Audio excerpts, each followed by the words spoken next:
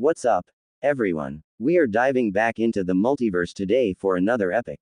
Which is What If Naruto Trained Under the Sage of Six Paths with Mokuton Part 2. You enjoy this story? Make sure to hit that like button and subscribe to the channel for more fanfics like this. Now, let's dive right into the fanfic. Kiba had been severely punished by his mother. It was considered a disgrace in the Inuzuka clan for anyone to force themselves on another without the other person's consent.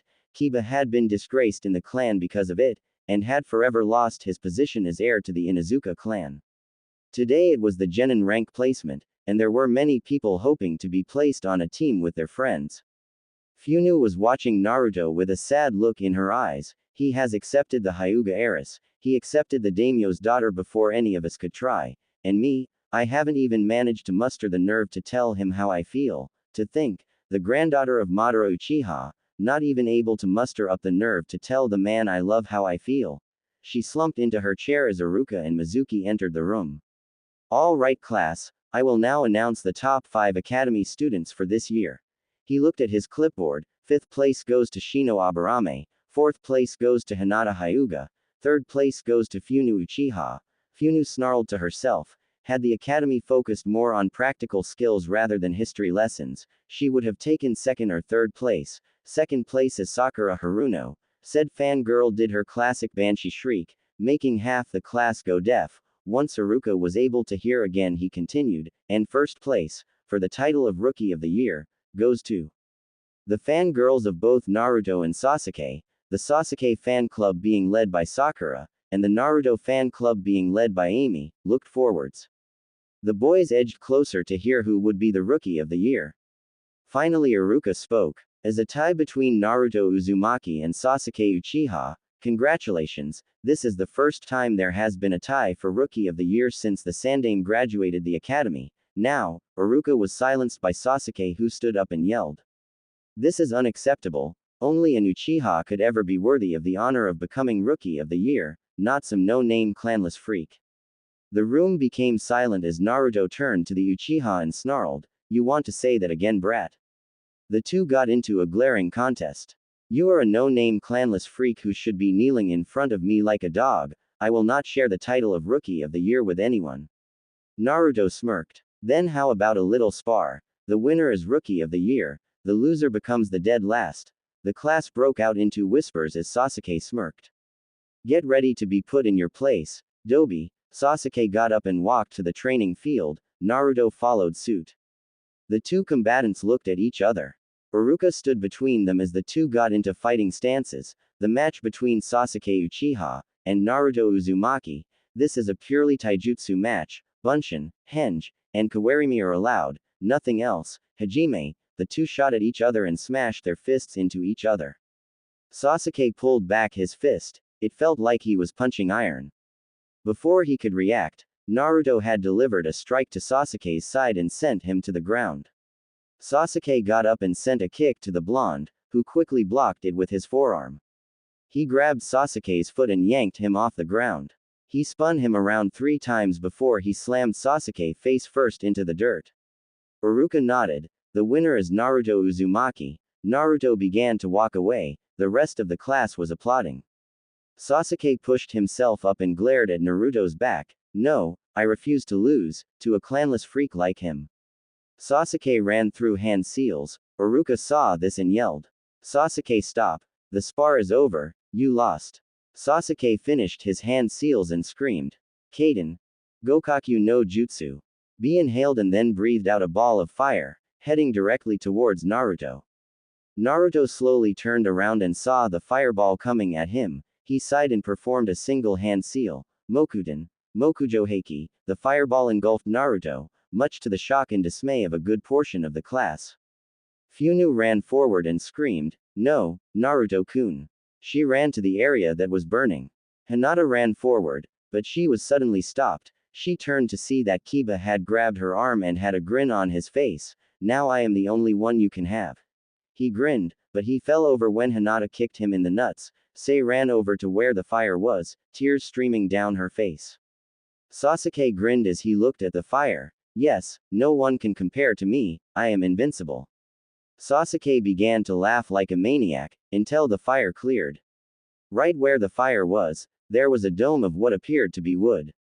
Everyone's eyes widened. How did a dome of wood appear in the middle of a spar? The only person who could do such a thing was Hashirama Senju. Could Naruto be? Mokuton. Jubaku Iso, the ground beneath Sasuke erupted as Naruto came flying out of it, being followed by dense vines that began to wrap around Sasuke. Sasuke was fully wrapped up in the vines, leaving only his face visible. Naruto landed in front of Sasuke and placed a kunai at his throat. I win, Dobi. Naruto smirked as he walked towards the students, and was glomped by two sobbing girls, Hinata and Funu. Naruto was not surprised by Hinata, but Funu. Funu latched onto his chest and sobbed out, I thought I lost you. She began to cry into his chest. Naruto lifted her chin and made her look at him. Funu, tell me, do you truly and honestly care for me? Funu hiccuped and nodded her head, or doing this for any reason to gain power. She choked out a sob as she shook her head. No, are you doing this to gain my family's bloodline? Funu sobbed and shook her head as she buried her face into Naruto's chest. Naruto sighed. He lifted her chin. Funu, at HT moment I do not love you, but like I told Hinata, I will at least give you a chance. Funu smiled and rested her head on Naruto's chest. Hinata snarled at Funu. She then pulled Naruto off of the ground and with a new resolve yelled at Funu, back off bitch, he is mine. The class was startled by Hinata's boldness. Funu was slack-jawed for a minute before she grabbed Naruto out of Hinata's grip and pulled him to her, making his face go between her s. No way, he is mine, damn it. Hinata grabbed Naruto's arm and pulled. Mine. Funu did the same. Mine, mine, mine, mine. The class was following how the two heiresses kept pulling Naruto as if it was a tug of war. The Naruto fan club was letting anime tears fall. Why can't I have Naruto-kun? Going through each of their heads.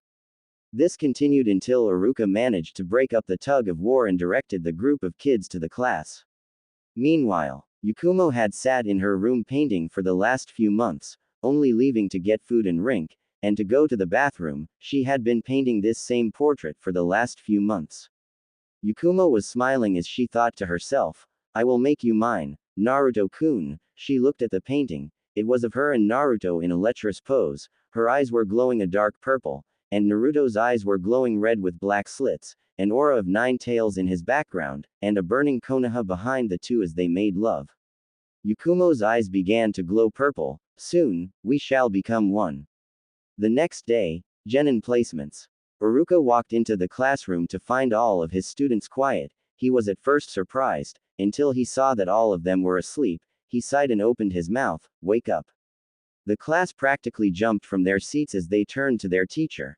Now that I have your attention, I will be assigning you all to your Jonin instructors. He pulled out a clipboard as he walked up to the front of the room. Now there has been a change in team placements. In the past it was 3 Genin assigned to 1 Jonin. We are doing an experimental run to see possible future team success. It will now be 2 Jonin assigned to 4 Genin. He looked at the clipboard. Team 1 is. Naruto sat and relaxed as he waited to see who he would be teamed up with. Team 7 will be Naruto Uzumaki. Naruto smirked. Sasuke Uchiha. Naruto's face twitched. Sakura Haruno. His face twitched even more. And Kiba Inuzuka. Naruto had it. He smashed his face into the desk as he began to curse to himself. Iruka sadly looked at Naruto as he continued. Team 8 will be Hinata Hyuga, Funu Uchiha, Ino Yamanaka, and Amy Mitarashi. The 4 girls looked at each other, while lightning seemed to cross between Hinata and Funu's eyes. Team 9 is still in circulation from last year, so Team 10 will be Shikamaru Nara, Choji Akamichi, Shino Aburame, and Sai. Iruka looked at his students. May you all prosper in your careers as shinobi of Konohagakure no Sato. Return here for your team placements in a week. Iruka walked out of the room as the students began to file out of the room. Naruto walked up to Hinata and Funu, who were waiting for him at the door. So, do you two want to come to my house tonight? We are having a celebration for graduation at my place. The 2 girls quirked an eyebrow. We. The 2 asked simultaneously. Naruto smirked as he whispered in the girls' ears. It's a surprise. He turned to the rest of the class. Hey, for those of you who got an invitation to the celebration tonight, head to the training ground tonight at 4. He turned back to Funu and Hinata, I hope to see you two there. Naruto turned to walk out of the building. Hey. Naruto turned to see Sasuke, Sakura, and Kiba glaring at him, why didn't we get any invitations? Naruto smirked as he nonchalantly spoke. Because I hate you, the three-face faulted as Naruto walked out of the room and headed down the hallway. He ran through a set of hand seals, and he vanished in a swirl of paper. Outside of Konoha, Mitsuki was heading towards Konoha, her father royal guard behind her. She had insisted on moving to Konoha to be with her fiancé. Her father approved so long as she had her guards with her. She was carrying her naginata. Most princesses were pampered, spoiled, okay, so was she, but her father downright refused to allow his daughter to be a pushover. He had trained her to be a fine warrior, and in Hai no Kuni, there was no person better with a naginata than she was. She looked into her pouch and looked at the gift in it. She smiled. Today was the day she would officially promise herself to Naruto. Today she would officially be his fiancé. She sighed to herself as she realized that she would have to share him. It did not matter. She would always care for him. She wondered how the Tenshinhan flower was doing. He had shown it to her the last time they met, and it was truly beautiful. She had immediately declared that when the two were old enough, they would marry. She looked up and saw the gates of Konoha. She picked up the pace as she headed towards the home of her fiancé. Meanwhile, Naruto suddenly appeared in a swirl of paper that quickly turned into chakra and went back into Naruto. He looked up at the sight before him. In front of him was the home he had made with his Mokuton jutsu. It was an ornate-looking building. It was completely made of wood, and it had a lovely scenery to it. It was a home fit for a daimyo, or in Naruto's case the Hokage's son, along with his girls. He walked up to the front gates and pushed open the door as he marveled the interior. It was like walking into a palace. He walked up the nearby steps and headed to the back of the building. He opened the door, to reveal a large round area. Tables were set up, food was steaming on the table, and there was a chakra-powered speaker system. He was about to go check out the rest of the place. Oh Naruto-kun. Naruto turned to see Kyuubi standing behind him in a partially see-through kimono. Where have you been, Naruto-kun? I was so lonely. She shook her shoulders as she allowed her kimono to slip a bit, causing a slight nosebleed in the blonde. Naruto. Naruto's eyes widened when he heard that voice. He looked at Kyuubi who was giggling. He slowly turned around, and was shocked to see who was behind him. Naruto, what have I told you about being a pervert? The person who said this had long blue hair with a white origami flower in it. She was wearing a black cloak with red clouds on it. The two people next to her were both redheads. One had a pair of eyes that had a ripple pattern in it, and had darker red hair that was long enough to braid. The other redhead had lighter orangish red hair and it was spiking up everywhere. Standing behind him were his extended family, Konan Uzumaki, his aunt, Nagato Rakudo, his uncle, and Yahiko Kazama, one of his old teachers, his family. Naruto looked at Konan, Yahiko, and Nagato and screamed, Auntie Konan, Uncle Nagato, Yahiko senpai. What are you doing here? Konan giggled as she wrapped her arm around Nagato's shoulders, making the Rinnegan user blush. Oh, we decided to come by, celebrate my nephew's graduation from the academy. She giggled as she walked up to Naruto and pinched his cheeks, and the rookie of the year too. Kakuzu will love this. At the mention of Kakuzu, Naruto's eyes widened. Kakuzu Jizan is here. That is, Naruto looked like he was about to shout in glee when he shivered. Wait, if Kakuzu is here, then that means, his eyes widened in horror, before he could open his mouth to speak. All hail Jashin-sama. Naruto turned towards the direction he heard Hidan's voice from and screamed as he ran towards the voice. Damn it, Hidan, no worshipping Jashin in my kitchen. Naruto ran down a hallway as Yahiko face-palmed. Oh boy, why did we bring them again? Konan pouted as she looked at her brother-in-law. Nagato and Yahiko were half-brothers. Both had different mothers, but the same father. Nagato's mother was a descendant of the Rakudo Sennin, while Yahiko's mother was not. Oh come on, how many times do I have to explain this? Zetsu wanted to introduce Naruto to his daughter. Deidara wanted to see whose art was better. Kakuzu wanted to try to win his money back. Kisame wanted to see who was better, a sword fighter or a bow staff user. And Itachi wants to know how his brother is doing. Yahiko sighed in defeat. He still could not figure out how Naruto, at 9 years old, was capable of beating a 90-year-old shinobi at poker, 10 games in a row. Yeah. Everyone turned to see Kakuzu standing at the side, looking at his wallet. Since that game I have not been able to concentrate on gambling, and have lost my entire life savings. He sighed as he turned around. I will never know how he does it. Still the kid's got spunk. He may still think Sasori Dono's art is the best, but he sure as hell knows how to make a bang. Deidara walked out of the hallway carrying several sticks of Naruto's homemade dynamite. These things are awesome, and the best part, they require no chakra. Deidara was grinning like a madman as he looked around for something to blow up. Nagato looked at Deidara. Deidara, what did we say before we got here? Deidara looked down and grumbled out. No blowing up Naruto's stuff, unless he gives permission. Nagato smiled as he fished in his pockets. Good boy, have a granola. He threw the granola which Deidara proceeded to catch and eat. Fish. You are cooking fish. Come on Naruto, why fish? Everyone's sweat dropped at Kisame. Oh god, did no one send the memo not to cook fish? Everyone immediately found either the floor or the ceiling quite interesting. Konan face-palmed as she grumbled herself. Then again we did not even tell him we were coming in the first place. Damn it Hidan, I just cleaned this room up. Go practice Jashin in the cellar, or outside, anywhere but in the important rooms of the house. Naruto kicked open the kitchen door as he was carrying a bloody mop. I swear I questioned that man's sanity. He looked up. Okay, kitchen is clean. Oh and Kisame, what was that about fish? Everyone snickered as Kisame began to growl in anger. Let it go Kisame. Everyone turned to see Itachi walking out of the bathroom. It's not like he knew we were coming. He pulled out a box of Pocky and began to munch down on it. Hey Itachi, how is it going? Oh by the way, your brother Aizen tried to kill me yesterday with a ing fireball. Itachi sighed as he rubbed his temples. Why am I not surprised? He always did take after our father, but anyways, when is the party starting? Itachi asked with excitement. After all, parties meant sake, and Itachi loved his sake. It will be starting at around 4, so that means we have 3 hours. Naruto turned to leave, before he shouted, and Zetsu, stay the hell out of my damn wine cellar. Naruto walked down the hall as Zetsu appeared out of the wall. Damn it, how does that bastard do it? It would be nice to use for infiltration, or to avoid so we can get his rare sake, that too. Everyone's sweat dropped. Only Zetsu would be able to have a conversation with himself and not be admitted to a mental ward. With Naruto. Naruto was walking through the halls of his mansion. He had looked at all the portraits in it.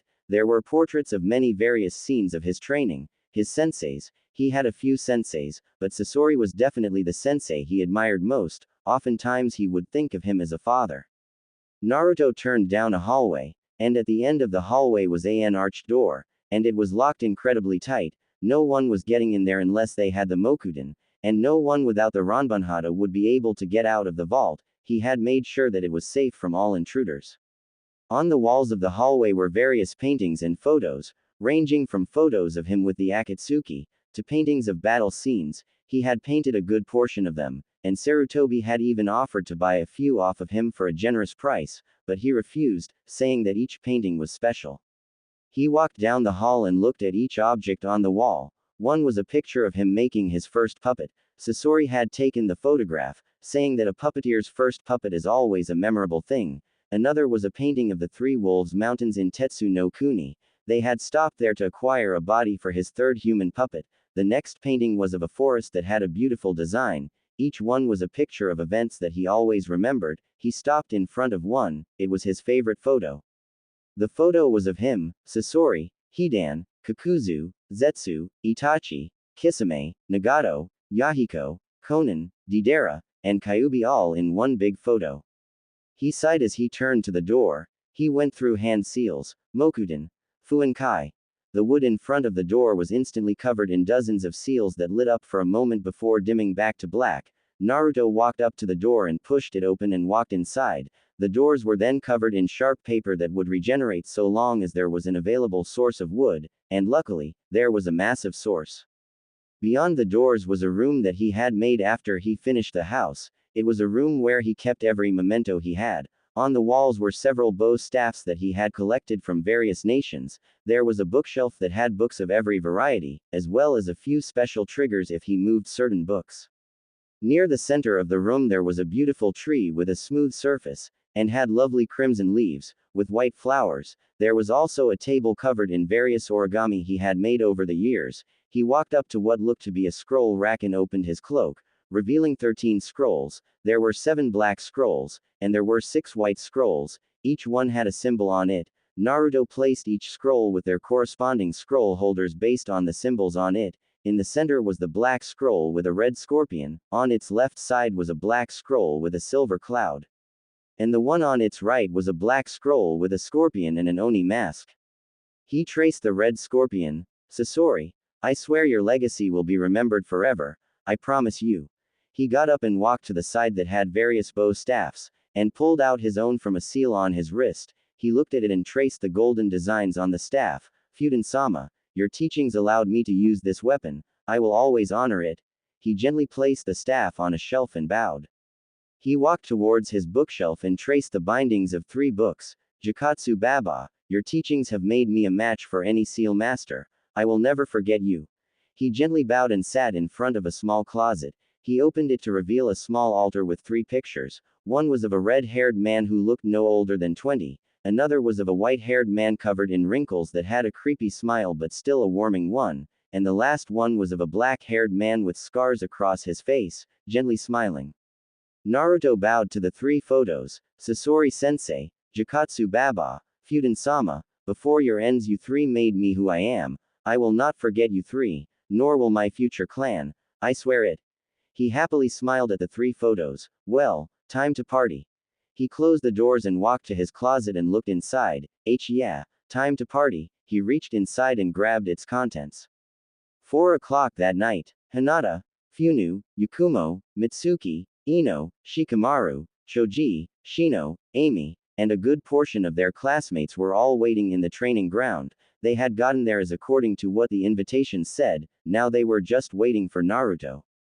The 4 girls that wanted to claim Naruto were getting really edgy, just as they were about to flip out. Well, I see you all showed up.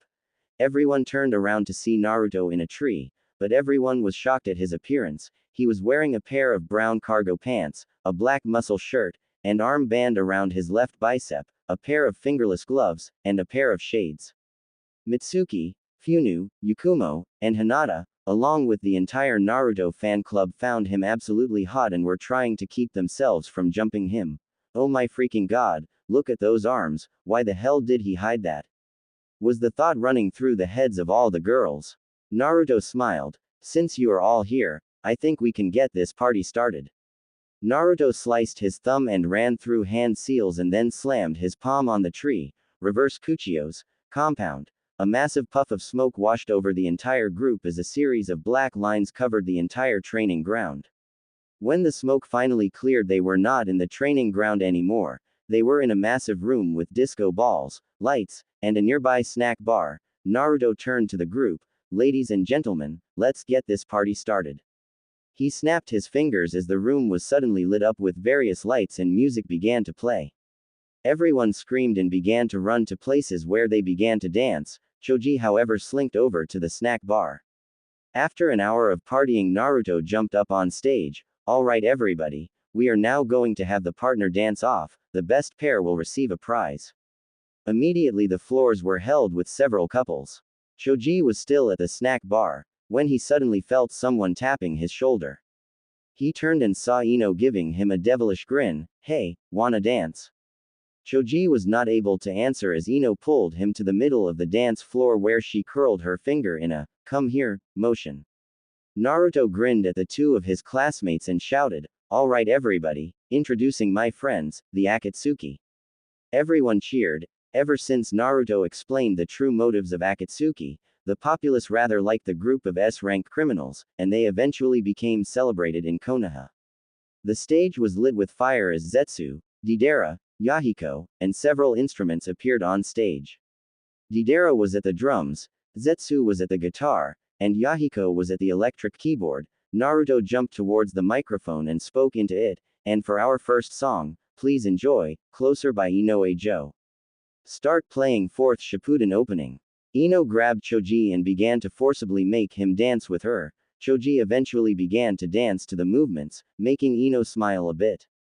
Choji got into the movements and the two began to dominate the dance floor. At the very end of the song, Choji lifted Ino and spun her around before he fell on his Ino, landing on his chest. Their lips crashed together. Everyone immediately stopped as they looked at the two. Ino quickly got off of Choji, who slowly pushed himself up and walked away, a forlorn expression on her face. Naruto saw the two and yelled out, "Hey, could someone take over for a minute?" Kisame immediately came out and grabbed the mic, and no heavy freaking metal Kisame. Kisame pouted and looked at the crowd. Our next song is Distance by Long Shot Party. Start playing Distance by Long Shot Party. Naruto walked up to Choji, who grabbed a bottle of sake. Choji, I know we are old enough to drink, but don't you think you should enjoy the party? Choji looked down and then quickly downed the sake. How can I enjoy the party? Look at what I did, because I was so damn clumsy I made a fool out of Ino-chan. He grabbed his face in his palms and grunted, damn it, why does this always happen to me? Naruto patted his big boned friend's back and spoke. Choji, maybe if you told Ino how you feel then. Choji cut Naruto off. She will never feel the same. He groaned again. Why did the girl I love have to be so amazing? Naruto was about to answer. What? Both Choji and Naruto turned around to see Ino standing there with her eyes wide and her mouth quivering. Choji went wide-eyed and was about to run when Naruto grabbed his shirt and slammed his back on the chair, slightly cracking it. No, Choji, you are going to sit down on this chair and explain your feelings to Ino. You are not going to run again, am I clear? Naruto gave Choji a look that said, say yes or you will be in pain, to which Choji nodded. Naruto walked past Ino and went back to the party. Ino looked at Choji and walked over to the bench. See, Choji, is what you said true? Choji looked down and sighed. Yes, Ino, I understand if you wouldn't want to be with me. After all, I am just a fat-assed excuse of a. Choji did not get to finish as Ino stood and snapped at him. No, you are a sweet gentle guy that any girl should be honored to date. Choji looked surprised at Ino. He was not expecting her to say that was for sure. But Ino hugged Choji and spoke. Choji, I have liked you for so long. I only pretended to like Sasuke before to make Sakura confident. I slimmed down my figure to attract you, Choji, not Sasuke. You, she hugged him tighter as she rested her head on his chest. Please, don't reject me. Choji looked at Ino in shock. Why would you like me of all people? Ino smiled as she nuzzled into his chest. Well, for one, you are a sweet guy, who would do anything to protect his friends, and two, you don't care what other people say about you. Sure, you get angry when people call you fat, but you don't let it control your life, while she let go of Choji and pointed to her body, which agreeable was a bit too thin to be normal, care too much about what people think of me. Choji smiled as he looked at Ino. Ino, I don't care how you look, you are an awesome confident girl, I have no idea why anyone would not want to date you. Choji looked down, Ino smiled and grabbed his face, and slammed her lips against his. Finally, Choji and Ino turned around to see their class looking at them. We were wondering when you two were going to get together. Choji and Ino were shocked. What, you think none of us noticed how Choji would look dreamily at Ino all the time, and how Ino would giggle and blush when she watched Choji during lunch? The two genin blushed in embarrassment. Amy ran up to the two. Come on, lovebirds, let's party. She dragged the two to the dance floor where everyone was cheering for them. Naruto chuckled off to the side. He knew that getting those two together would be a good idea. Oh, Naruto-kun. Naruto slightly shivered as he heard two voices behind him. He turned around to see Hinata and Funu grinning lecherously at him. Hi girls, how do you like the party? Funu grinned as she walked right next to Naruto. Oh, she began to trace her finger down his jawline. I think the party is spectacular. She leaned closer to his ear and said huskily, but I can think of so many more pleasurable things. Naruto shivered, causing Hinata to growl at Funu. That bitch, kick her. Hinata pushed Funu aside. Oh yes, Naruto-kun, this part is amazing. Why don't we discuss how great it is over a nice cup of sake? She grinned lecherously, and afterwards we can have some real fun. Hinata leaned in closer while she gently moved her hands closer to his butt. Oh girls. The two girls turned around to see Conan standing in front of them. Might I ask what you are doing to my nephew? The girls blushed profusely, realizing they had just been caught trying to the woman's nephew. We were the two could not form a coherent sentence, causing Conan to giggle. Oh, don't worry, I have no problem with my nephew dating you both. She looked at Naruto with a demonic tint to her eyes and a creepy smile, but if you end up becoming a pervert, I will personally cut off your little friend. Naruto quickly nodded his head. Conan immediately went back to her cheery self. Good, now, why don't you go speak with Yakumo? She indicated to the young auburn-haired girl on the side. I heard that she liked painting, why not show her what you have done? I will talk to the two young heiresses. You go talk with Yakumo. The smile on her face was sincere, but underneath it, one could see an underlying threat to it. Naruto wasted no time and walked over to Yakumo. Conan meanwhile turned to the two heiresses, with a hard expression. Now, let's get a few things straight about my nephew. Naruto walked up to Yakumo, who was sitting with a drawing pad in her lap. Hey Yakumo, she looked up at him, I was wondering how you were doing. Yakumo smiled as she went back to her notepad. Oh, I'm doing fine, Naruto-kun. So, she looked up at him, I heard you had a variety of paintings, perhaps you could show me a few. Naruto chuckled. Sure, why not, I was actually planning on showing you, Hinata, Funu, and Mitsuki them later, but hey, what is a few hours early? Yakumo stood up and followed Naruto as they went to a door near the side of the dance hall. Mitsuki saw this and narrowed her eyes. What is she going to do to my Naruto-kun? She immediately downed her punch and walked towards the door. Naruto opened a door to a room and revealed what was inside. The entire wall was covered in one massive painting, and by the looks of it, the painting is still in process of being completed. Hell, the painting was only halfway done. Yakumo walked around the room, marveling at the sight. You like it? I started it as a sort of memorial to what has happened to me in life.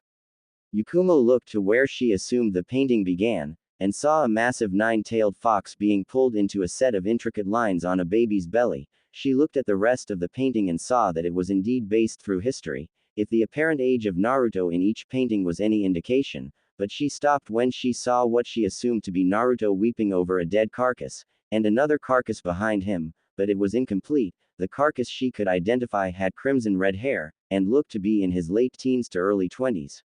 Yakumo turned to Naruto. Naruto-kun, what is that? She indicated to the painting. Naruto sighed as he answered. That is a painting of my now deceased sensei, Akasuna no Sasori, who I saw as a father for a while.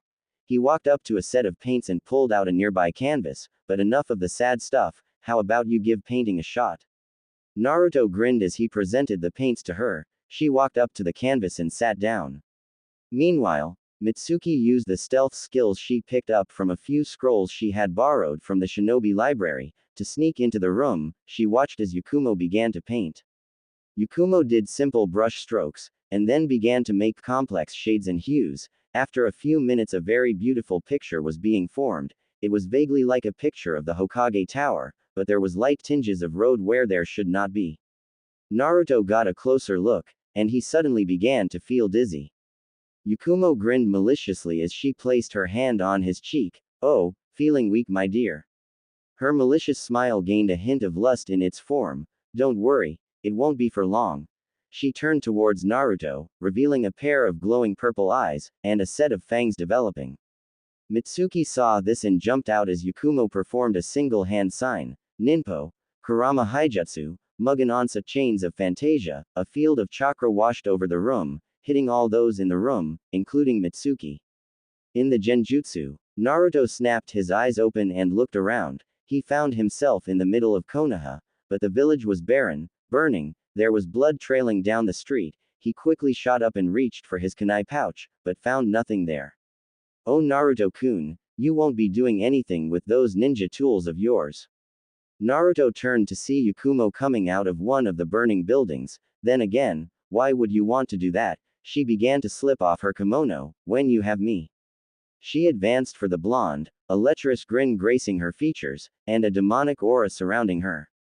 Elsewhere, Mitsuki shot up and looked around. She was back in the daimyo's palace, but this was all wrong. The vines were covered in thorns, and the pond was crimson like blood, and the palace was ablaze. Now girl, we can't have you interfering in our fun with our dear Naruto-kun. Mitsuki turned to see glowing purple eyes and a set of razor-sharp teeth in a nearby shadow. After all, once he becomes ours, all this, indicating to the state of the palace, and more, shall become a reality. Mwahahahahahahaha. The eyes disappeared in the shadows, as the ground beneath Mitsuki began to rot and blacken. Naruto backed away as Yakumo began to strip in front of Hai, a sultry grin on her face. What's the matter, Naruto-kun? Isn't my body? She let her entire kimono fall, revealing her figure to him, to your liking. Naruto got into a fighting stance. Yakumo, I'm warning you, step back. Yakumo only giggled at his threat. Naruto moved to strike her, but found he could not move his arms. He looked down to find his arms had been grabbed by a series of chains, and behind him was a concrete wall. He was not getting out of this. Yakumo placed her finger on his chin. Naruto-kun, I am going to show you such pleasure, you will never want it to end. Yakumo grabbed the back of his head and forced his lips against hers. Naruto tried to move his head to avoid it, but he found himself compelled to continue kissing her. She grabbed his shirt and tore it off of his body and began to use her hands to rub his chest, making Naruto groan in pleasure. Removing her lips from his, she whispered in his ear, now, for the fun part. She trailed her tongue from his cheekbone down to his jaw as she nibbled on his lip. With Mitsuki grabbed onto the ledge as the ground beneath her fell through. Looking down, she saw a pit filled to the brim with massive spikes covered in various serrations. Cursing to herself, she thought, oh perfect, just perfect, where the hell am I? She grabbed the ledge with her other hand and hoisted herself onto the ledge. Panting, she looked around. Her home was still on fire, and by the looks of it, everything else in the genjutsu was on fire. Damn bitch, when I get my hands on her I am going to kick her ing. She reached to grab her weapon, but found it wasn't there. Mitsuki growled as she looked around. Damn, there has got to be some way out of this genjutsu, and if both Naruto and I are in this genjutsu, then that means I should be able to find him. Mitsuki began to walk out towards the exit of the burning palace. If that bitch so much as hurts a single hair on my Naruto-kun's head, I am going to kick her. Back with Naruto. Yakumo continued to nibble on Naruto's lip as she snapped her fingers, causing Naruto's undergarments to disappear. Yakumo grinned as she began to reach down towards his now bare member. Ooh, Naruto-kun, it seems you got hard for you naughty boy. Naruto groaned as Yakumo began to stroke his member. Yakumo, get the hell off me, now. Yakumo giggled as she sped up the pace. Oh, don't tell me you don't like this, Naruto-kun. Yakumo stopped her stroking of his member and knelt down to it. If you don't, then maybe you will like this. Yakumo ate her lips and kissed the tip of Naruto's member. Naruto groaned in pleasure. Damn it, how the hell am I going to get out of here? This genjutsu is not going to stop from a chakra pulse. I know that much about the Kurama bloodline. So, Naruto's eyes widened. That's it. Naruto began to focus on his fingertips as he forced a certain sequence of chakra pulses to go through. This had better work. In Naruto's armory, one of the scrolls on Naruto's rack began to glow as the symbol on it began to light up. The symbol on the scroll was an Oni mask with a katana impaled through the forehead. Suddenly the scroll jumped off of the rack and rolled out, revealing a series of seals before a puff of smoke engulfed the room. Once the smoke cleared, it revealed a humanoid figure with heavy double-plated armor.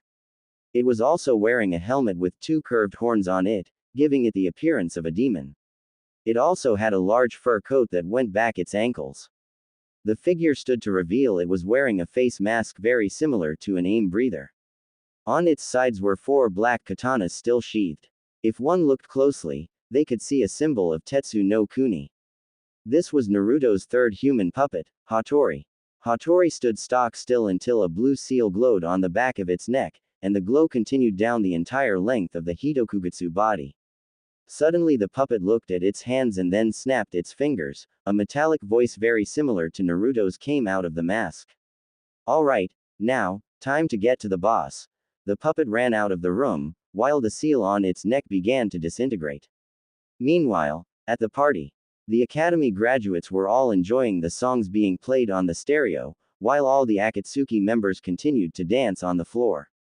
Deidara was break dancing while Kisame was head-banging to the songs. Zetsu was off to the side enjoying some punch and shrimp with a few of the genin hopefuls. Hidan was doing an air guitar on the snack table while yelling, "Rock on for Jashin-sama." Kakuzu was sitting in a chair, slumped over from drinking a case of sake. Konan was dancing with Nagato as Yahiko sat down. Itachi, however, was sitting in a corner. At first glance, nobody would think it was Itachi for one very important reason. He was hanged as an entirely different person. He had long blonde hair that was tied back into a ponytail, his eyes were jade green, and his clothes consisted of a track suit with an open red vest, along with a pair of combat boots.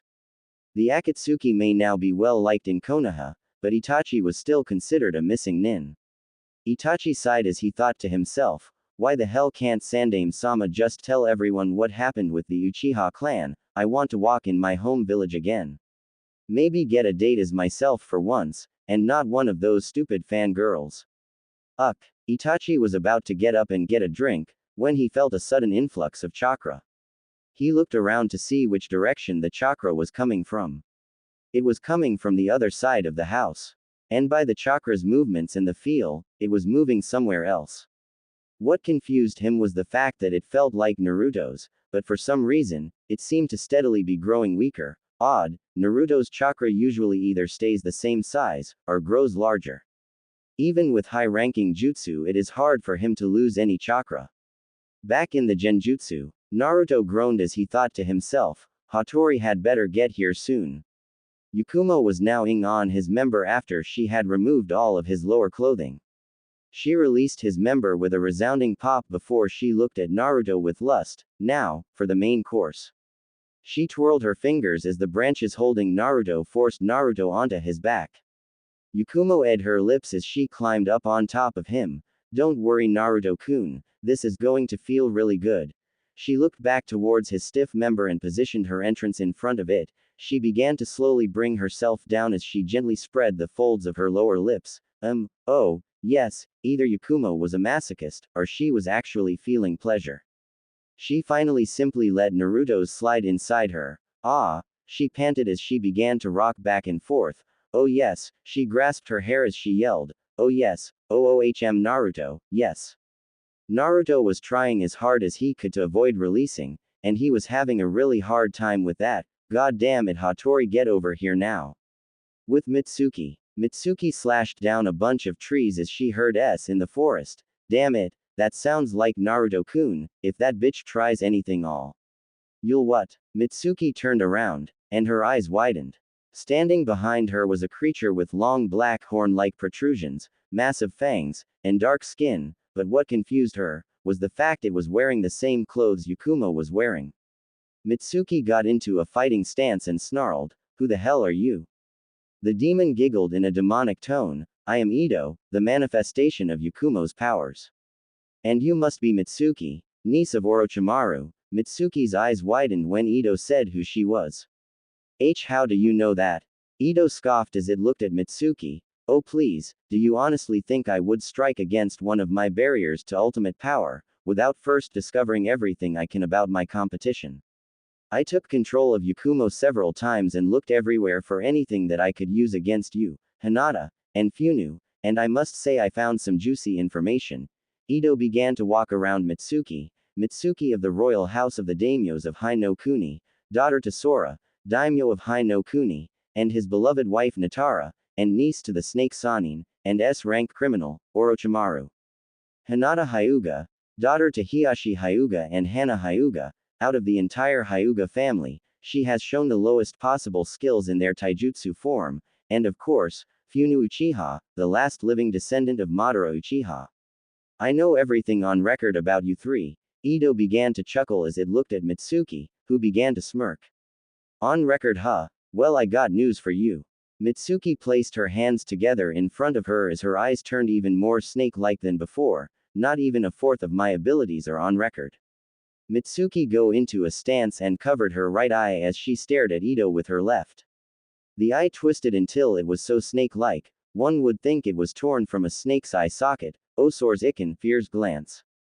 Ito was frozen in place as the world around it began to darken and twist like water in a maelstrom. What is this place?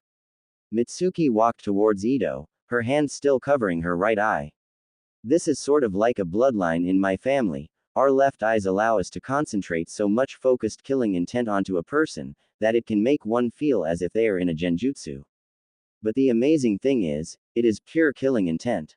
When the illusion starts, it will not stop until the person's mind shuts down from fear, they die, or somehow escape. Even after they escape, it will take several minutes for the effects to wear off. Mitsuki wrapped her free hand around Ito's neck. This technique is why our family was called the glaring snakes. Now die. Mitsuki tightened the grip on Ito's throat, snap, until the demonic spirit vanished. Mitsuki sighed, damn, that was a close call. That's it, you little bitch. Mitsuki's eyes widened as she heard a foul demonic voice surrounding her. I was going to let you live after I had made Naruto mine, and had taken the power of the Kyuubi to burn Konoha the ground, but I am going to make you suffer. The ground began to shake and tear as hundreds of black spikes began to shoot out of the ground. Back with Naruto and Yakumo. Yakumo had switched positions and was now riding him backwards. OHYES, oh god, that feels so good. Oh yes, oh just a bit further, and you are mine. Naruto groaned as he felt a bit of the cum he had been holding in slip out. No way am I going to cum from being raped. Yakumo began to fondle her yes, cum inside me, give it to me, give me your seed, give me your cum. Yakumo sped up her efforts as she tried to get Naruto's ejaculation. No. Naruto was about ready to lose his mind from holding in his release for so long. Outside, Hattori kicked down the doors to the room where Naruto had the massive painting. Hattori looked around until the puppet's eyes landed on three people on the ground, their eyes glazed over as if they were in a genjutsu. Hattori looked at the deteriorating seal on the back of its neck. Shit, only 2 minutes left. The puppet pulled out its katana, and brought it down on the three of them. Mitsuki waited for the spikes to impale her, but yelped in pain as she felt a stabbing pain in her leg. She then disappeared in a black wisp. Naruto could not hold it anymore. He was about to release, when he screamed in pain as he too disappeared in a black wisp. Yakumo looked confused, until she yelped in pain as she also disappeared, in a black wisp, again. Outside, Naruto shot up with a start along with Mitsuki and Yakumo. Naruto looked at Hattori, who was now standing at a salute. Boss, I have completed the task you have set before me, I request that, bam. Naruto kicked Hattori so hard in the face that the puppet was sent to the other side of the room. Idiot, I said break us out of the genjutsu, not try to cut off our legs. Hattori stood up. Sorry boss, anyways, my seal is almost completely deteriorated, so I need to shut down and recharge, could you possibly do that? Naruto sighed as he walked over to Hattori with a limp in his steps. He touched the seal on the back of his head and let the puppet fall into his arms. I really have to increase this seal's efficiency, I can't keep recharging these guys every 10 minutes. Naruto pulled out a pen, and then stabbed his finger. Mitsuki cringed while Yakumo was blinking as she looked around. What happened? Mitsuki looked at Yakumo and snarled, you little bitch, you trapped Naruto in a genjutsu. What the hell was that Ito thing in your damn head? Yakumo quirked an eye and tilted her head. Ito, what is going on? Mitsuki's eyes widened. You mean, you don't know? Yakumo shook her head. You don't remember trying to. Hey, would the two of you keep it down for a bit? If I get distracted for even a minute I could screw up this seal, and believe me it is a pain in the to fix this thing. The two girls shut up as they allowed Naruto to fix the seal. Naruto used his blood and finished the final segment. Good, now for the final touch. Naruto began to charge a bit of chakra into the seal, making the seal glow red, and then back to blue. He sighed as he wiped his forehead. Alright then, I am beat, thump. Naruto fell over in an instant and began to sleep as Hattori also fell on top of him. Mitsuki and Yakumo looked at each other. Let's get him back to his room. They nodded to each other as they each grabbed either Naruto or the puppet, and began to drag him through the house towards his living quarters. Time skip. The next day Naruto had woken up, and had asked Yukuma what had happened. Apparently, she had a demonic spirit living inside of her. Naruto had managed to get some details on the spirit and had managed to seal it up. Since then he had been working on his puppets, bow staff techniques, and his sealing skills. It was now the day that they would officially meet their teams and senseis. Naruto kneeled in front of the altar he had in his room and lit some scented oils for each picture. I will see you later, my senseis. Naruto got up and grabbed his scroll case and placed it inside his cloak. He grabbed his favorite bow staff, and checked over the seals on his wrists. Okay, time to get ready. Naruto vanished via Shunshin, and headed towards the academy. Academy. Hinata and Funu were glaring at each other while Kiba was trying to ask Hinata for a date. Sasuke was brooding while trying to ignore Sakura's incredulous yapping. Ino, Amy, Choji, Shikamaru, Shino, and the rest of the class backed away from the considered danger zone. Suddenly a large burst of wind sent everyone dodging flying papers as Naruto appeared in the room. Hinata and Funu were ogling his new look. Naruto was wearing a tattered black cloak with red clouds on it. On the inside of the cloak were 13 scrolls with various symbols on each one. On Naruto's back was an ornate golden bow staff with dragon-like designs flowing up the sides. Naruto also wore a ring on his left thumb with the kanji for jewel in it. Naruto looked at everyone and snorted, "What, nobody ever seen Shunshin before?" Everyone face-faulted as they watched Naruto sit in between Hinata and Funu. Kiba, Sasuke, and Sakura were having their own thoughts on the blonde. How dare that Dobi have power that I deserve? I am an Uchiha, an elite, his power should be mine. That baka is trying to upstage Sasuke-kun to gain my attention, how dare that bakemono? That bastard orphan stole Hinata-chan from me, I will make him pay, and claim Hinata for my own. Boom! The doors slammed open, revealing Kyuubi standing there in a very interesting set of clothes. Oh Naruto-sama, you forgot your bento again. Kyuubi was wearing a tattered pair of black woman's hakama with red clouds on it. Her upper shirt consisted of a woman's skin-tight woman's jacket that cut off just below her S, providing a shred of decency. On her left pinky finger she wore a ring with the kanji for void. Sasuke looked at Kyuubi. She is perfect, with her I can restore my clan. Sakura glared at Kyuubi. That hussy better stay away from my Sasuke-kun. Kiba drooled as he looked over her figure. Okay, scratch plan A, humiliate Naruto, and get Hinata and the babe. Naruto looked at Kyuubi and sighed. Q-chan, what have I told you about wearing such a provocative outfit in public? Kyuubi touched her fingers together much like a certain heiress would and looked thoughtful. Only do it while you are around.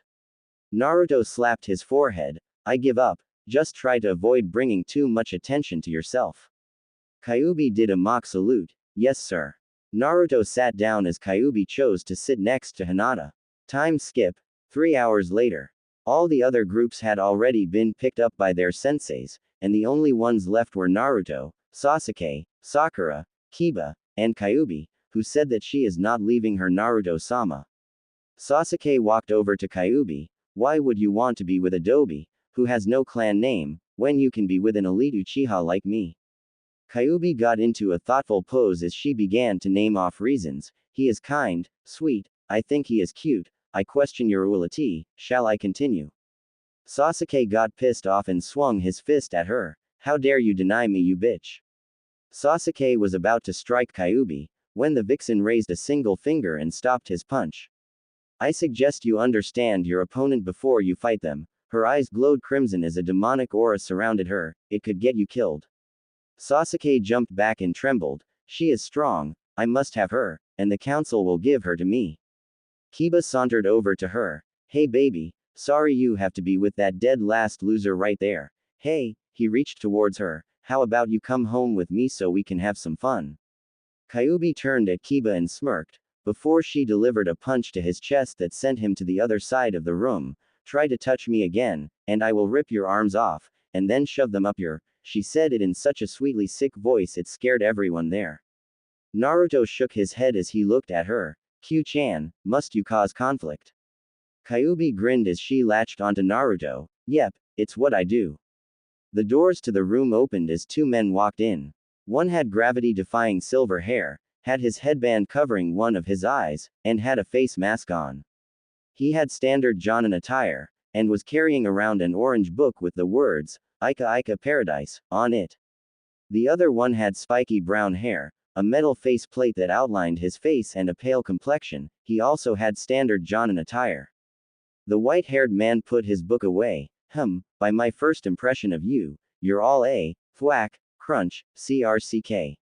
The man stopped dead in his tracks as 3 tree roots shot out of the ground and impaled the wall next to his head, between his legs, and right next to his side, while 3 more tree roots impaled similar areas with the other Jonin.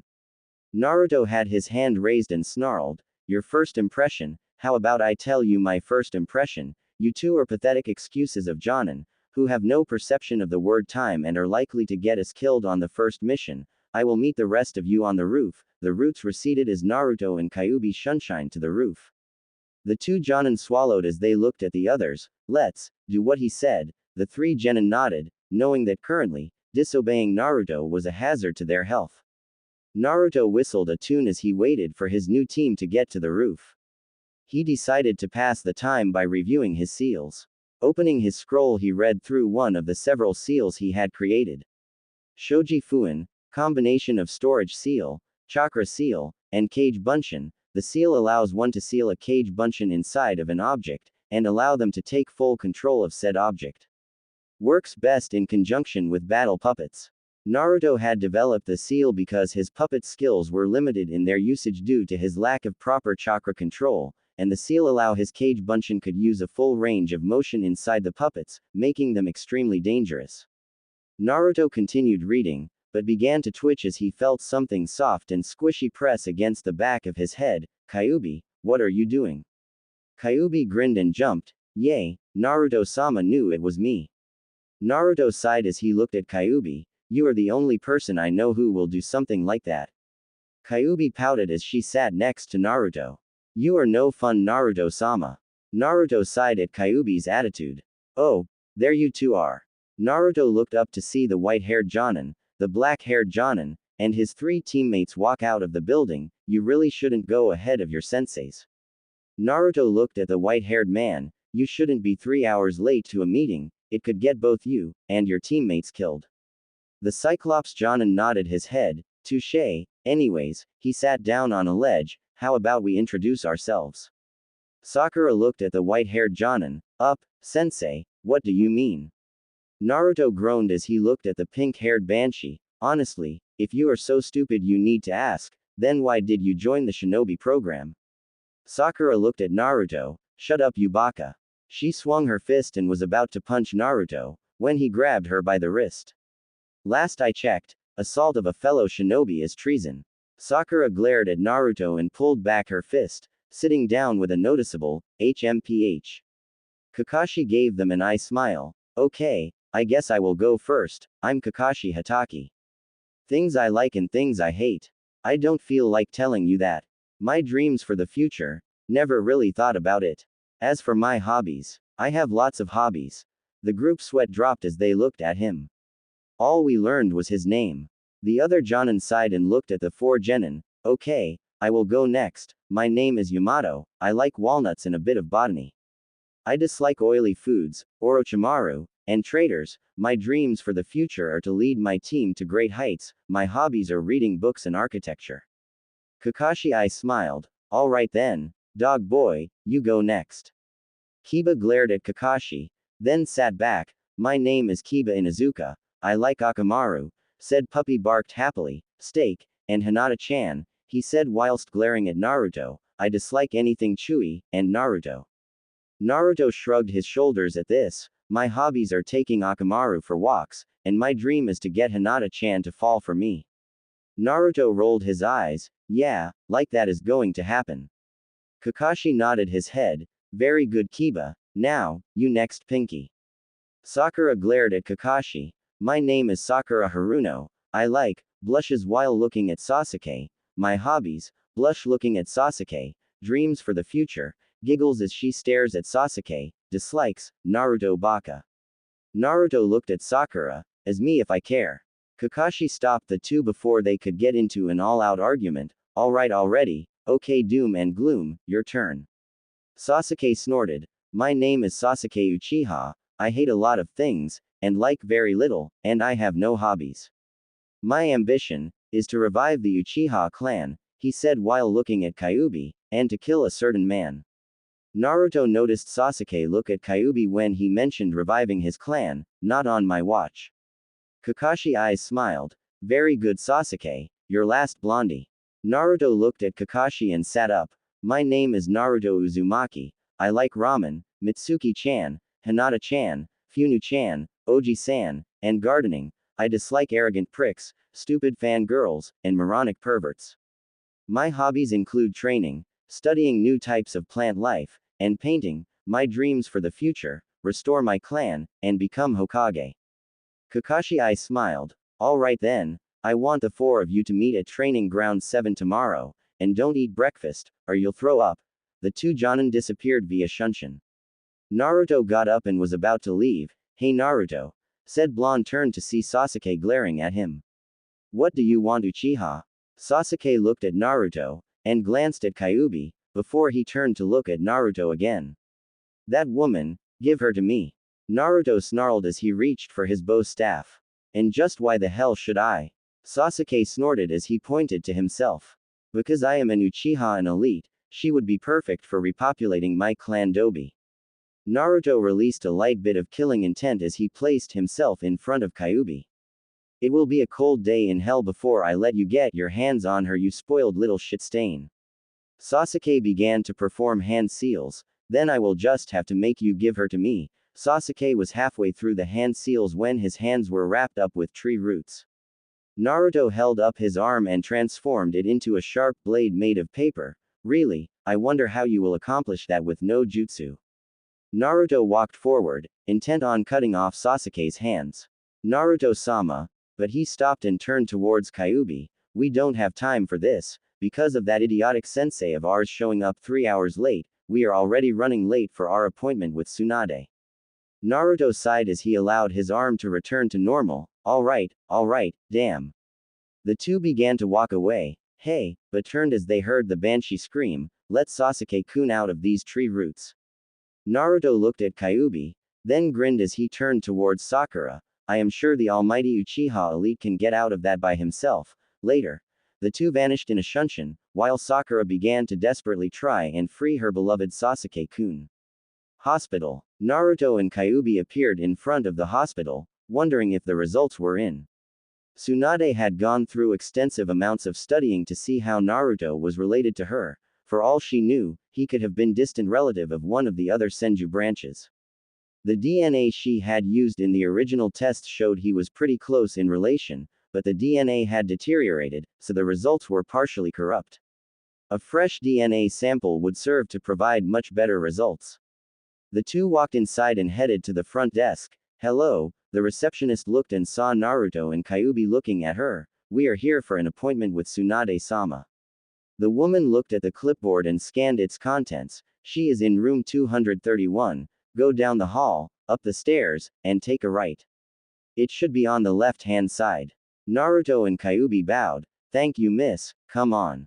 Naruto and Kyuubi walked towards the place she had indicated, while a certain Sanin was going nuts. With Tsunade. Tsunade kept staring at the documents before her. She just could not believe it, she just couldn't believe it. How could she have blind to something like this for so long? Laying before her was hers, Naoki's, and several other birth certificates, including Naruto and Minato. Along with that were the DNA samples and coding that had managed to be preserved. Once she had tested them, she was absolutely shocked with the results. The door opened as Naruto and Kyuubi walked through. Hello Tsunade-sama, you called for us. Tsunade turned to look at the two. Ah, Naruto, so glad you could come. Could the two of you please take a seat?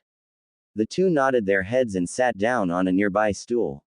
Tsunade passed each of them a bottle of sake as she sat on the table. Trust me, you are going to need those. Naruto and Kyuubi nodded their heads as he got ready to uncork the tops. Okay, where to begin? Well, I was curious as to how close of a relation you were to me, Naruto, so I took the liberty of doing some DNA tests, but what I found weird was that your Y chromosome perfectly matched the DNA of my brother Naoki. Now, I found this to be incredibly weird, since you got your Y chromosome from Minato. So I did a bit more digging, and I found these. She passed over a few documents. Those are forms stating that the two twin sons of my parents were to be separated upon their divorce. I grew up with Naoki and my father, but I never even knew the other twin existed, so I look into the background of my mother and found her maiden name. Naruto and Kyuubi leaned in closer as Tsunade took in a deep breath. Her maiden name was Namikaze. Naruto and Kyuubi were about to uncork the tops of the sake bottles, but Tsunade stopped them. Hold on, there is more. The two reluctantly removed their hands away from the corks as Tsunade continued. Anyways, I dug further and found that my mother had dropped off a baby at the local orphanage. I found that the child had kept my mother's maiden name. The baby was Minato Namikaze. Your father was my baby brother. Naruto uncorked the top of the sake bottle and guzzled it down as quickly as he could. He then placed the cork back on the top and looked at Tsunade. So you are my aunt. Tsunade grinned. Pretty much. Tsunade did a classic Naruto grin as she scratched the back of her head, thump, but opened them when she heard the telltale sound of a body hitting the floor. She looked down to see Naruto on the floor, having fainted from shock. Well, that was expected.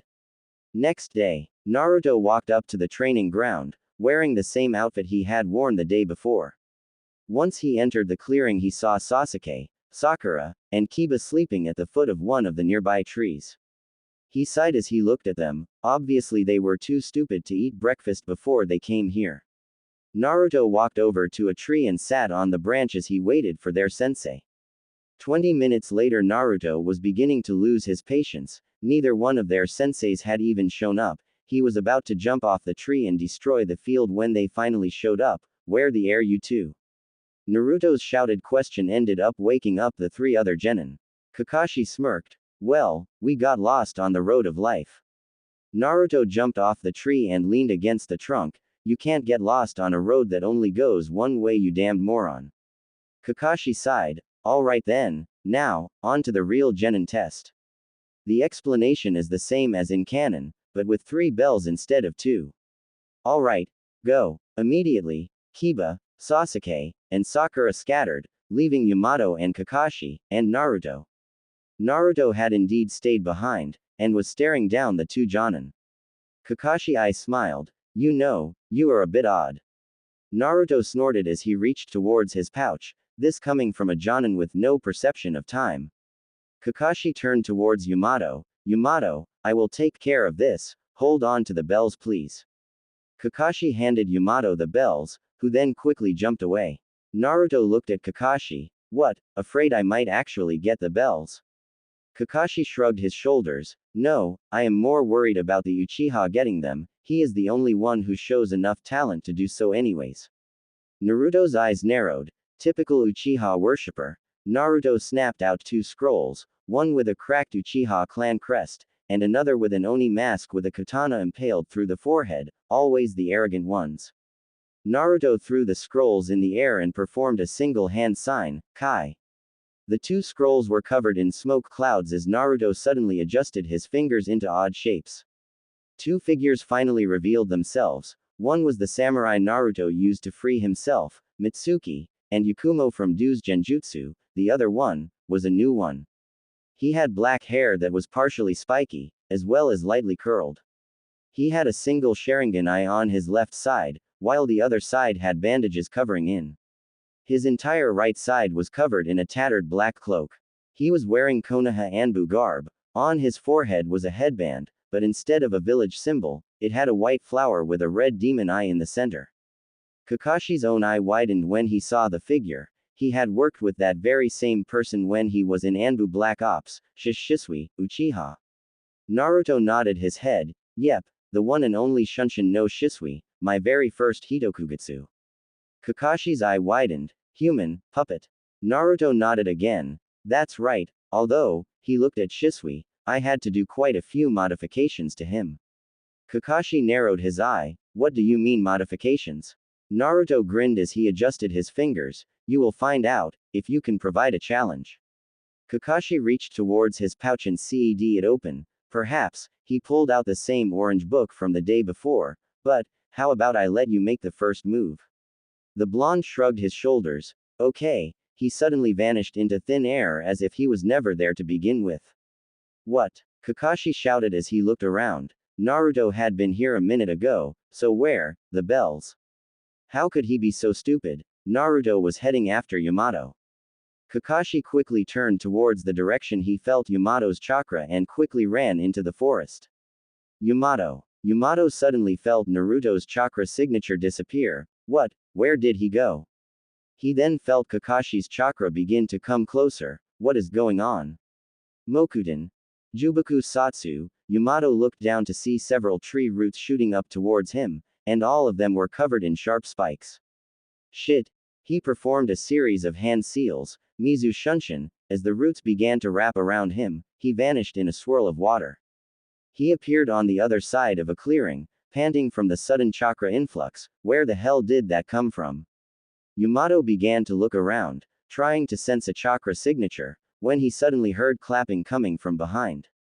He turned around to see Naruto standing there with his two human puppets. Wow, and here I thought I was the only Mokuton user in Konoha, yet here we have another Mokuton user.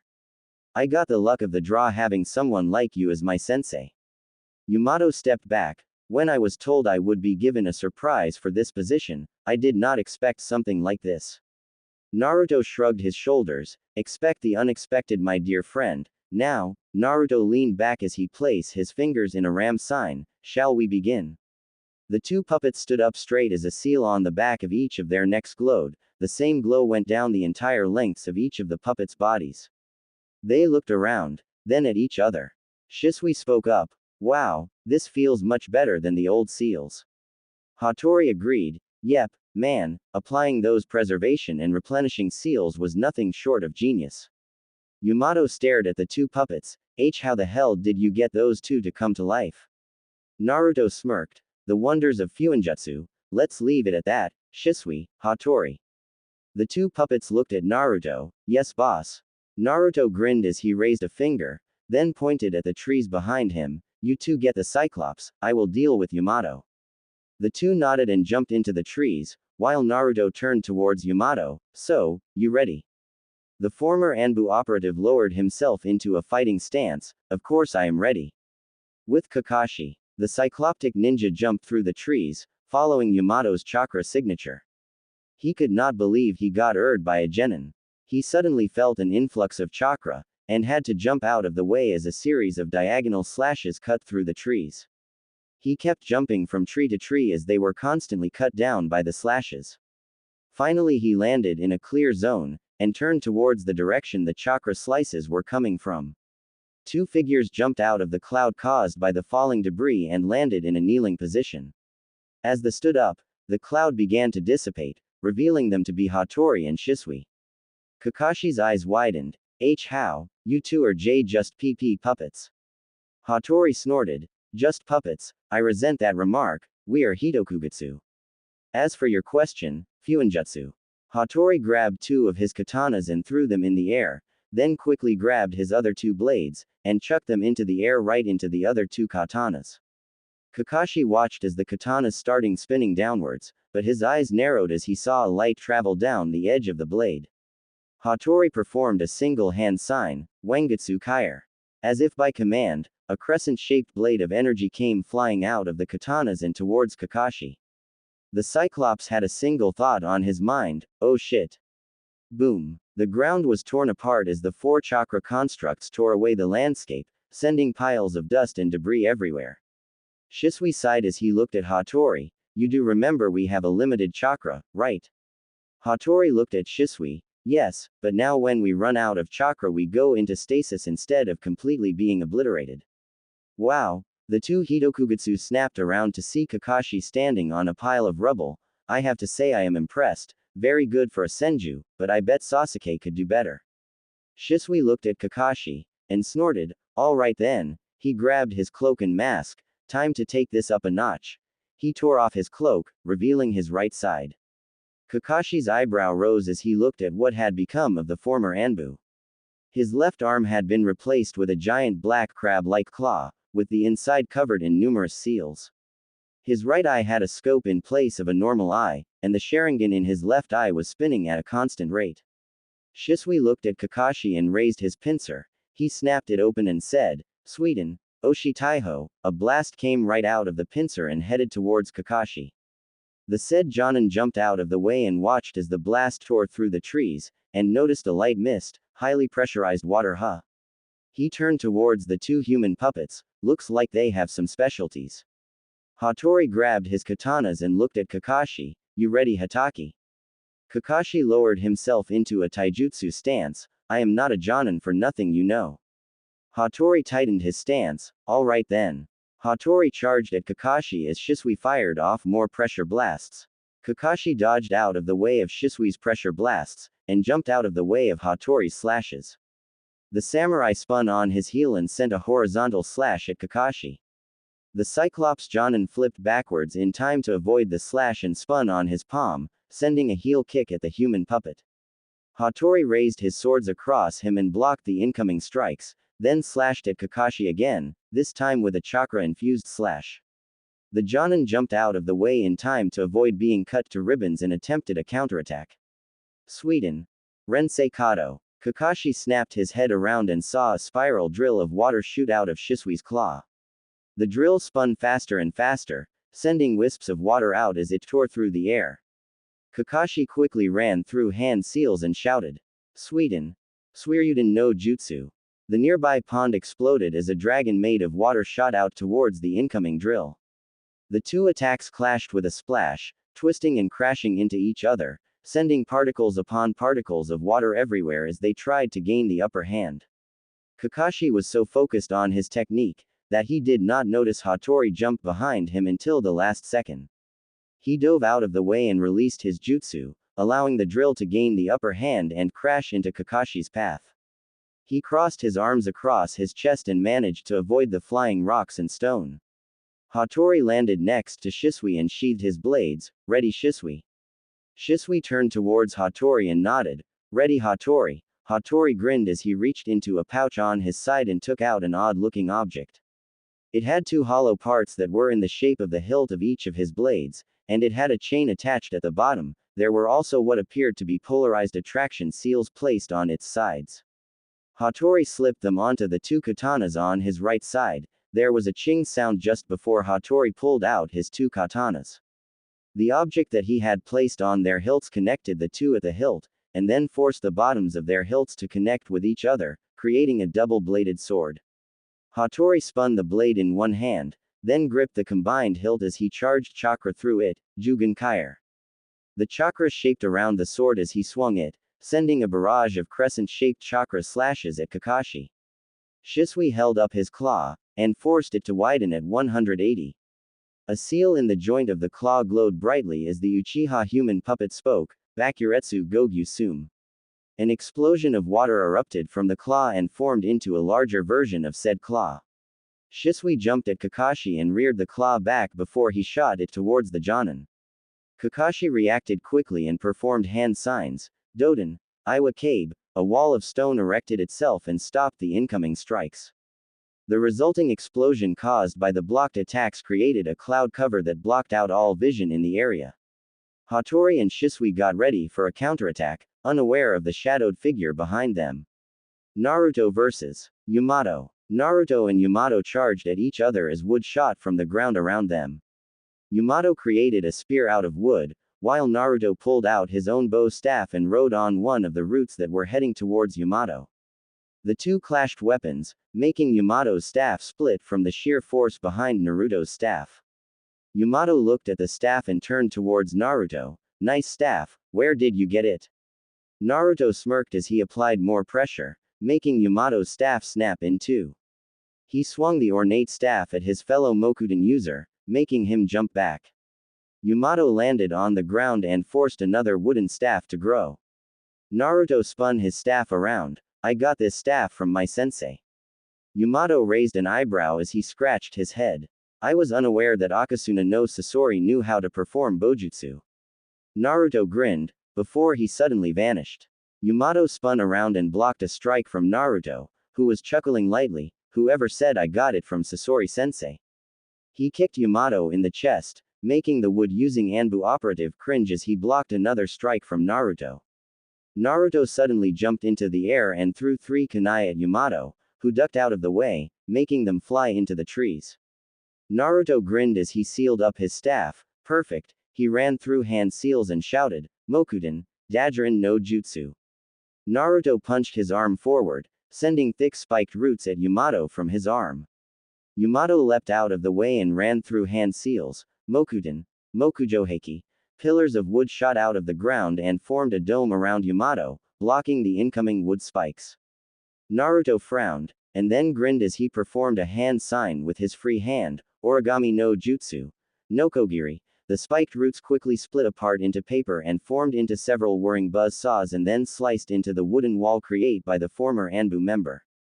Yamato saw the wooden begin to split and opened up a port behind him in his wooden wall and got out just as the saw blades completely cut through. Naruto saw Yamato get out of the dome and was about to attack him, when he suddenly froze and his eyes widened. He then sighed in annoyance and sat with his legs crossed, grumbling about idiotic teammates and their stupid egos. Yamato saw Naruto's condition. Aren't you going to attack me? Naruto sighed and scratched the back of his head. Why bother? Even if I do, I would have failed this test because my damn teammates aren't willing to work together.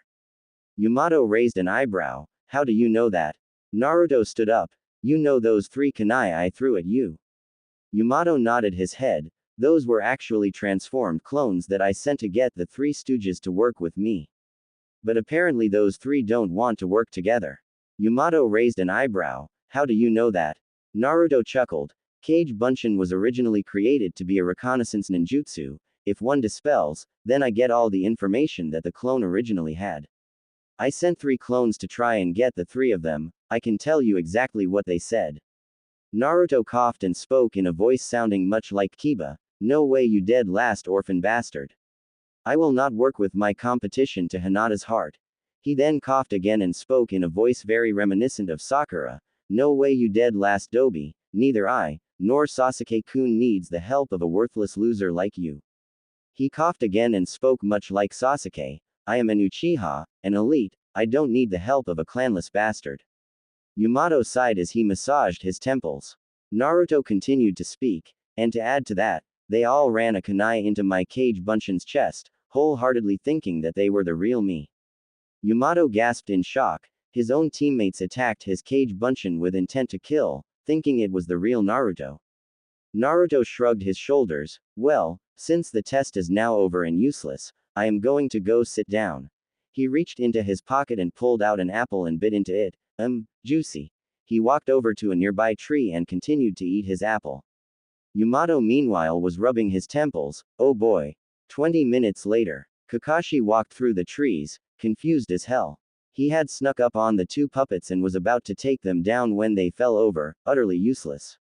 He had sealed them into a scroll and headed off to find his opponents, only to find him and Yamato conversing over things such as architecture and botany. He walked up to them and asked, why aren't the 2 of you fighting? The test is still, Yamato interrupted Kakashi. The test is over. Naruto is the only one who gets the true meaning behind the test. The others would sooner stab their teammate in the back than work with him.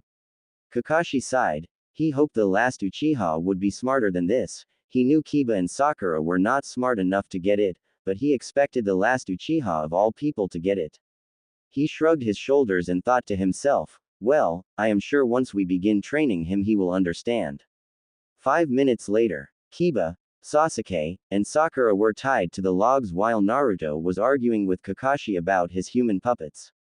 Kakashi wanted to hand them over to Sasuke, thinking he will have more use for them, but Naruto told him that the 2 puppets were created by him, and that he made certain that nobody else could use them except for him.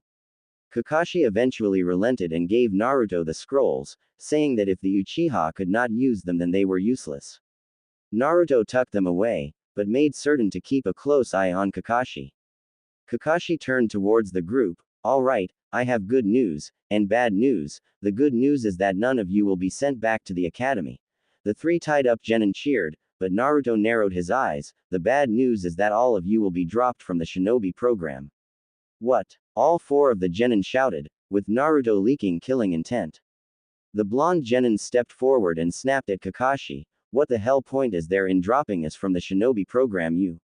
Kakashi glared at Naruto, because none of you deserve it, not one of you could get the true meaning behind the test. Naruto snarled at Kakashi and shouted. None. Dumb, I figured it out in the first few seconds. We had to work together as a team. Why the hell do you think I sent those damn Kage Bunshin after those three to get them to help? Kakashi snorted. If the Uchiha could not figure it out, I doubt a dead last orphan could. Yamato stared at Kakashi in shock. This was not the man who he admired for so long. Naruto rolled his eyes and walked over to the genin and reached into their pouch and pulled out a single kunai each. He tossed them towards Yamato, who caught them. Check them for traces of my chakra. Yamato did as such, and found that all three kunai had Naruto's chakra covering the entire blade. He looked at the three genin, and gave them a haunting look, scaring them half to death. You three attacked Naruto without provocation with intent to kill. Sakura snapped. It was just a Kage Bunshin. Yamato glared at her and snapped. But you didn't know it was a Kage Bunshin until after you stabbed it, am I correct? Sakura opened her mouth to retort, only to look down. Kakashi sighed. Very well, I will give all of you a second chance. Naruto, you are allowed to eat, but do give them any of the bento. Kakashi and Yamato vanished, leaving Naruto with the three bentos. Naruto fed his wrist, and three bushes appeared in front of them. A sharp branch cut the ropes and he spoke, Eat, you three need to keep your strength up. Kiba looked at Naruto with confusion, but Sensei said, Naruto cut him off before he could finish. Kakashi said that I wasn't allowed to feed you anything from the bento. He said nothing about growing a bush with food on it. Now eat. Sakura hmphed and said with disdain dripping from her voice, I don't need a dead last to feed Mioapamf. Naruto grabbed a pear that he had grown and shoved it, large end first, into her mouth. Naruto shook his head. Man, do you always complain? Naruto sat down and opened the bento, and he quickly pushed it to the side and grabbed an apple off of the bush in front of Kiba. Kiba frowned and whined, Hey, that's mine. Naruto finished the apple and threw the core at Kiba. I grew it, it's mine. He took a pear from Sakura's bush, deal with it. What did I just tell you for? Kakashi suddenly appeared in front of them and shouted. Naruto, unfazed by the killing intent, answered, Feeding my teammates, you didn't say a damn thing about not feeding them, you only said don't give them anything from the bento. Kakashi looked at Naruto, is that your excuse? Naruto bit into a peach he had grown on Sasuke's bush. Pretty much, he tossed a pear at Kakashi, there you go. Kakashi caught the pear, and gave them an eye smile, then, you all pass. Same speech as in canon, minus Naruto shouting how he will be on the memorial stone. Naruto stood up and brushed himself off. Well, if anybody needs me, I will be at my house. Ask Tsunade Oba-san for directions. Kakashi waved his hand, then noticed the uneaten bento. Hey Naruto, why didn't you eat the bento? I made it myself. Naruto sighed and walked over to the bento. He then walked over to Kakashi, because, your food s. He opened it, to reveal what looked like pre-chewed dog food and raw fish eggs in. Was that a tendril? A pile of junk that looks like it was pulled out of a toiletry system does not count as food. Who taught you how to cook? Kakashi scratched the back of his head. I kind of don't know how to cook. Comma. Naruto slapped his face. If this is my sensei, we are doomed. 2 weeks later, Naruto was gritting his teeth as he walked into the mission hall with Tora, the demon cat in a cage he made from his Mokuton abilities, and inside the room was the daimyo's wife. As soon as she saw Tora, she shouted, Oh, my little Tora-chan. She ran over and opened the cage before she scooped the cat in her arms. Oh, mommy missed you so much. She began to squeeze the cat extremely tightly before she paid for the mission and left. Tsunade sighed and looked at the mission scrolls. Okay, so for D-rank missions we have cleaning out the gutters, walking the Inuzuka dogs. Tora. Tsunade cringed as she heard the daimyo's wife scream. Or you could. Crash. She looked up to see a large hole in the wall surrounded by tree roots, and heard Naruto shouting out things that would make a sailor blush. 10 minutes later, Naruto came walking through the hole in the wall with Tora in one hand, and the daimyo's wife being led into the room by the other. He turned towards the daimyo's wife and pointed to the cat. This is how you pet a cat. He gently set the cat up in a position that allowed it to be comfortable, and began to gently stroke its fur. What you were doing was pushing it closer to its last remaining life. He placed the cat in the woman's arms. You try. The daimyo's wife gently pet the cat, which purred as it nuzzled into her chest. The woman smiled and skipped out the room. Naruto turned towards the others in the room, who were staring at him in shock. What, if I had to catch that damn cat one more time? I was going to feed it to a rhinoceros beetle. Tsunade lightly chuckled. Alright then, well for D ranks we have. Naruto cut her off. With all due respect Tsunade-sama, I think we have done enough D ranks to qualify for AC rank. Iruka stood up. Naruto, your team is not ready for AC rank yet, and you need to have. Naruto pulled out a shinobi handbook and looked inside. Konoha genin need to have a minimum of 36 completed D ranks to qualify for AC rank. Kiri requires 20, Iwa demands for 56, Suna needs at least 13, and Kumo requires a bare minimum of 27. He closed the book. Thanks to my Kage Bunshin we have managed to complete 42 D ranks, and each of us have skills that are supplementary for at least AC rank. He snapped the book shut. I fail to see how we are not qualified for AC rank. Iruka wanted to retort, but could not find anything to disprove what Naruto said. Tsunade sighed. Alright, we have one mission that you could go on. She pulled out a folder. 3 people from a foreign country came asking for bodyguards. They are willing to pay for AC rank mission. They have been waiting a week to get a team. She smiled. Are you all willing to accept this mission? Naruto smirked. Yes, we are Tsunade-sama. Tsunade nodded and pressed a button on her PA. Send them in. The doors to the mission office opened and 3 people walked inside. Naruto turned around and looked at who had come, and his eyes widened. The 3 who walked in who saw Naruto also had their eyes widen. They all pointed at Naruto and shouted, Naruto. Naruto stared at the 3 people in front of him. It was Tazuna, Tsunami, and Inari. Naruto's eyes widened in shock as he saw Inari, Tsunami, and Tazuna for the first time in year. Oh my kami. Inari ran up to Naruto and hugged his leg. Naruto Nisan. The force of him charging into Naruto's legs sent him toppling over. Naruto smiled, and chuckled as he patted Inari's head. Inari, it's great to see you again. He grinned and stood up, Inari still clutching his leg. Man, you have gotten big, haven't you? Inari grinned a fox-like grin as he looked up at Naruto. Yep, and I am stronger too. He flexed his arm, trying to show off his muscles. Naruto chuckled. That you are Inari. He looked up at Tazuna and Tsunami and smiled. Hey Tazuna Gigi, Tsunami-chan.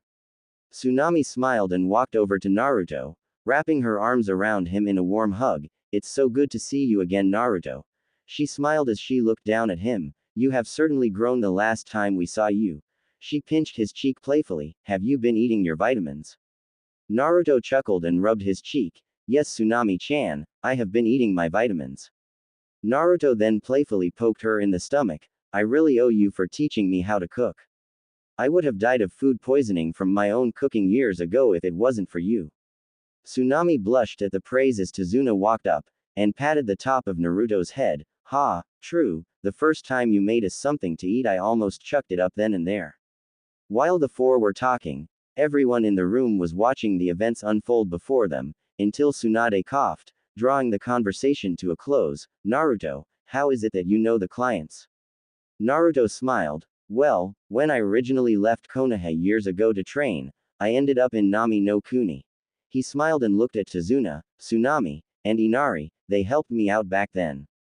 Tsunade raised an eyebrow, and sighed. Very well, now, all of you are to be ready to head to Nami no Kuni in. Hokage-sama, if I may interject. Everyone turned to Kakashi, who was for once in a serious stance. Tsunade raised an eyebrow. What is it, Kakashi? Kakashi cleared his throat and looked her directly in the eyes. I believe Naruto should be forbidden from taking part in this mission. Naruto snarled at Kakashi. What? Kakashi ignored Naruto. Due to Naruto's history with the client, it will prove as a conflict of interest, and will likely result in the failure of the mission. Thus I believe Naruto should not be allowed to accompany us on this mission. Yamato stared at Kakashi with a, "What the?" expression on his face, not knowing how Kakashi can say something like that. Tsunade frowned, denied, "Naruto shall accompany you on this mission." Kakashi tried to protest, but Hokage-sama.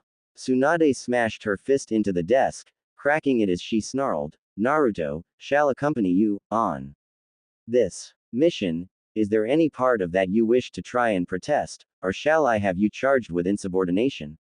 Kakashi gulped and lowered his head, "No Hokage-sama." Tsunade smirked, "Good. Now I want everyone ready to leave in 57 minutes. And Kakashi," she cast a harsh glance at the Jonin, "if you are so much as a second late, you will be demoted to academy student and have to retake the entire Shinobi Academy from scratch, am I clear?" Kakashi's eye widened as he vanished in a shunshin to get ready for the mission. Tsunade chuckled to herself and looked at the remaining members of the team. "Well, what are you waiting for? Go get ready." Sasuke, Kiba, and Sakura left, but not before casting harsh glares to Naruto. Yamato stayed behind as Naruto turned back to Tazuna, Tsunami, and Inari. "So, this question has been bugging me, but how is Kaiza doing?" Tsunami, Tazuna, and Inari flinched, but surprisingly hid it well. However, Naruto and Yamato noticed the sudden flinch. Tsunami smiled sweetly. "He is back home." Naruto nodded his head, but made certain to remember this incident. 1 hour later, the team had set off on the mission a few minutes earlier after each one had secured their materials. Naruto was wearing his usual outfit, but if one looked closely, they would notice a.